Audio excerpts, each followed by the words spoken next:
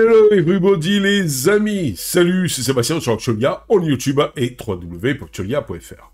Aujourd'hui sur la chaîne d'infos multimédia, on en a marre d'avoir donc en fait, il n'y a pas que moi hein, quand je dis on en a marre, c'est que c'est vrai que beaucoup de personnes en général sur Linux en ont marre que chaque distribution eh bien va par son système de paquets, va par ses lignes de commande, va par...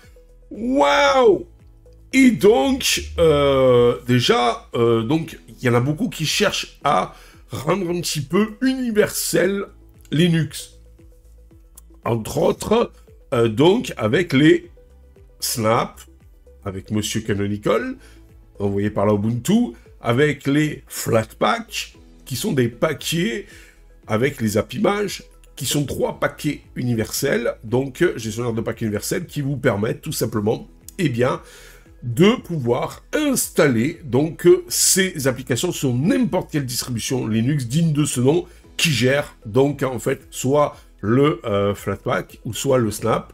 C'est 2 lignes de commande la plupart du temps donc pour gérer tout ça et après donc vous les installez.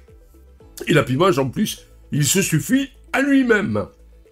Mais donc il y a une personne qui est allée plus loin.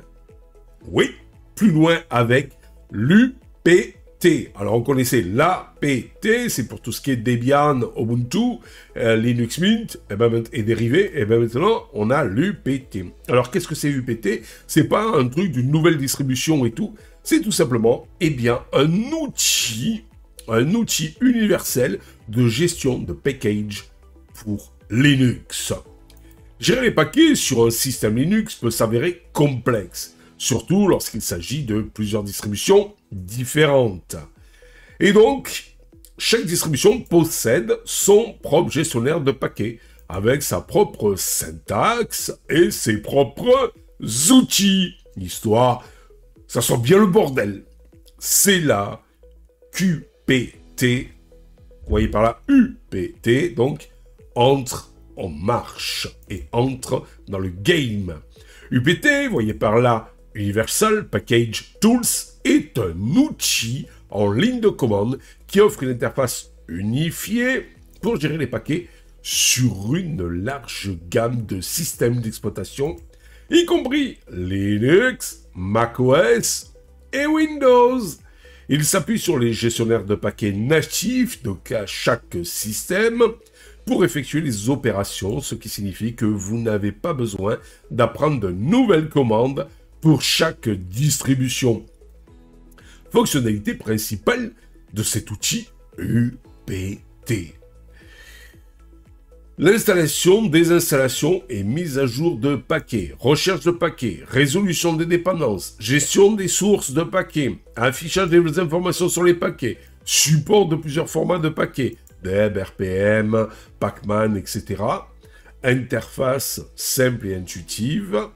Et les avantages du UPT, il simplifie la gestion des paquets sur plusieurs systèmes d'exploitation, réduit la courbe d'apprentissage pour les nouveaux utilisateurs de Linux et permet d'utiliser une syntaxe cohérente pour toutes les opérations de gestion de paquets.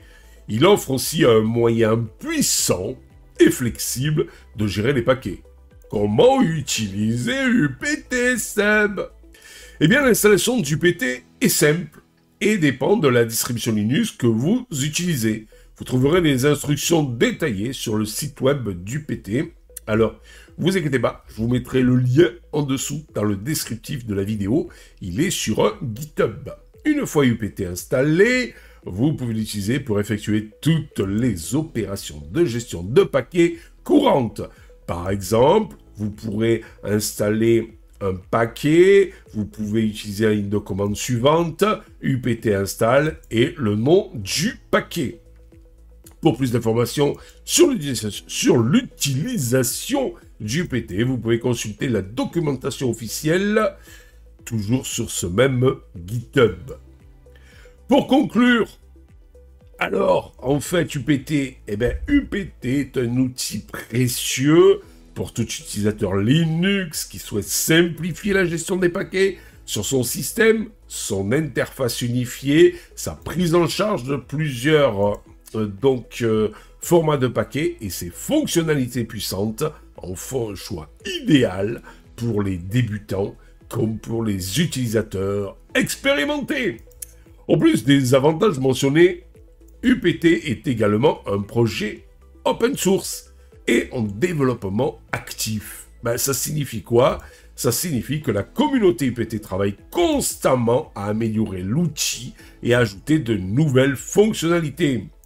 Si vous recherchez un moyen simple et efficace de gérer les paquets sur votre système Linux, je vous recommande d'essayer vivement UPT. Alors, ne vous inquiétez pas, comme je vous ai dit tout à l'heure dans la vidéo, eh bien, vous aurez en dessous, dans le descriptif de la vidéo, le lien vers le GitHub de ce projet, qui vous expliquera comment l'installer par exemple. Et ça peut être sympa si vous touchez à plusieurs distributions, comme ça au moins, eh bien, tout simplement, vous pourrez, eh bien, comme ça, utiliser les mêmes lignes, plus ou moins. Par exemple, si vous êtes sur une Ubuntu ou une Fedora, eh bien, les mêmes façons de gérer, donc, les packages sur Linux.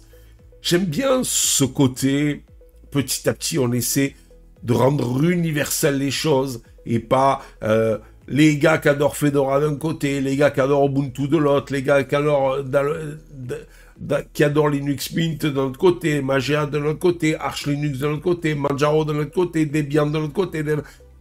Je m'excuse si j'ai oublié certaines de vos distributions. Il y en a tellement que c'est le foutoir, le bordel. Et donc, j'aime bien parce que Linux a compris que s'il continuait à être une jungle totale, eh bien, ça allait décourager beaucoup de devs qui déjà, beaucoup n'ont pas envie d'aller sur Linux parce qu'ils se demandent s'ils vont pouvoir faire du business ou pas, puisqu'à la base, l'OS est complètement gratuit et beaucoup de logiciels sont gratuits.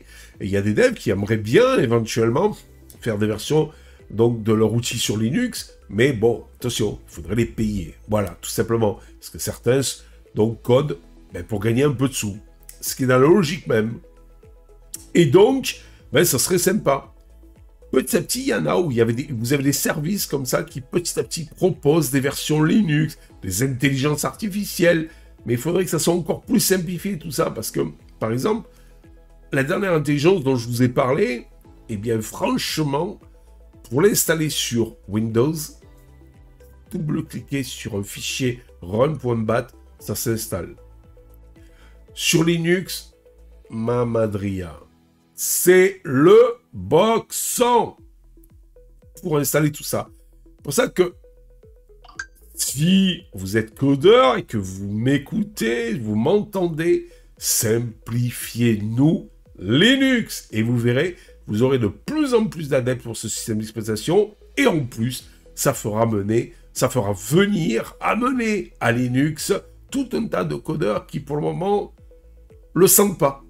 Tout simplement. Parce que je voyais un forum, il n'y a pas si longtemps que ça, où donc il y avait une grosse discussion. Ouais, mais il n'y a pas assez de codeurs qui viennent coder leur application, donc en fait sur Linux et tout ça. Et puis à un moment donné, il y a un codeur qui a dit, ouais, mais attendez les gars, moi j'aimerais bien coder les applications sur Linux, mais c'est tellement le bordel que c'est pas la peine. Et puis habituer les mecs à avoir tout gratuit, même moi si je demande 5 € pour mon application, ils vont me l'envoyer bouler, on n'en veut pas, même si elle est super, même si elle est géniale.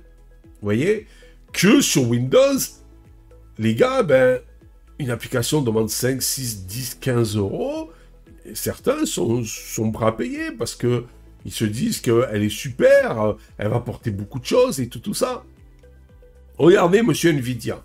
Monsieur Nvidia a fait le minimum, et à l'époque encore, c'était assez chaotique, a fait le minimum, c'est-à-dire qu'il a lâché comme ça un driver, donc pour la carte Nvidia, pour gérer sa carte Nvidia sur Linux. Bon, allez, lui, ce qui l'intéresse, c'est principalement Windows, c'est là où il y a tous les gamers, même s'il y en a de plus en plus sur Linux. Bon, il y a des gamers sur Linux, il y a des mecs sur Linux qui veulent acheter mes cartes. Bon, allez, je balarde un driver à jour, et puis ça suffit.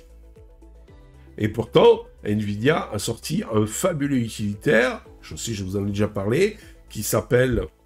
Ça y est, j'ai loupé le nom. Attendez, je vais essayer de vous le trouver. Nvidia Broadcast Studio. Qui propose plein d'effets grâce à votre carte à partir des versions RTX, votre carte graphique Nvidia. Eh bien, inconnu au bataillon pour Linux. Windows only. Voilà, pourquoi? Pourquoi va-t-il s'embêter donc à coder ça sur Linux, qui représente que entre 3 et 4% des parts de marché, pendant que Windows, ça représente... Waouh! Voilà. Et c'est ça qui m'embête. Il y a des pépites. Je dis bien des pépites. Alors la dernière fois que j'ai dit ce mot, on les attend, ces pépites sur Windows. Ben, je vous ai donné là, des petits utilitaires comme ça. Snap Camera, par exemple, qui est génial, qui me permet d'avoir mes lunettes là, en temps réel. Voilà, de soleil, qui bouge en fonction, quand je tourne la tête, avec des effets de relief sur... Ça s'appelle Snap Camera. Mais ça n'existe pas sur Linux. Mais bizarrement, bon, maintenant... c'est des versions patchées parce que ça a été abandonné par, je crois que c'est WhatsApp qui faisait ça, ou Snapchat, je sais plus. Mais malgré tout, c'était un utilitaire qui était Mac et Windows. CapCut, qui est un super utilitaire assez sympa, gratuit, enfin en partie pour faire du montage vidéo, eh bien, Mac, Windows. Et Linux, vous pouvez l'avoir par le web, mais c'est pas terrible. Voilà. Donc, vous voyez, il y a plein de logiciels super sympas, que si j'avais... C'était universel. On allait vers quelque chose d'universel sur Linux.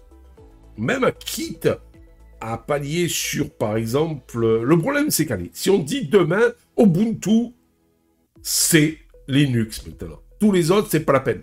Mais les mecs, ils feraient les réfractaires. Ben non, Arch Linux, Manjaro, Fedora, ah ben non, nous, pourquoi on nous a pas choisi à nous et tout, ils feraient les réfractaires. C'est ça le problème. C'est tellement libre que c'est la jungle, le foutoir, le bordel. Et quelque part, ben, le revers de la médaille, ben, il y a certains codeurs qui viennent du propriétaire qui n'ont pas envie de venir. Alors certains vont nous dire, ouais, ben j'en ai rien à foutre, qui nous foutent la paix et tout.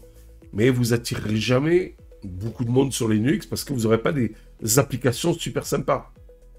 Il y en a qui vont dire ouais, ben on s'en fout, on est très bien comme on est. Ben ouais, mais il faut jamais vivre sur ses acquis et il faut toujours aller vers l'avant parce que sinon, au bout d'un moment, ben, on s'enterre tout seul.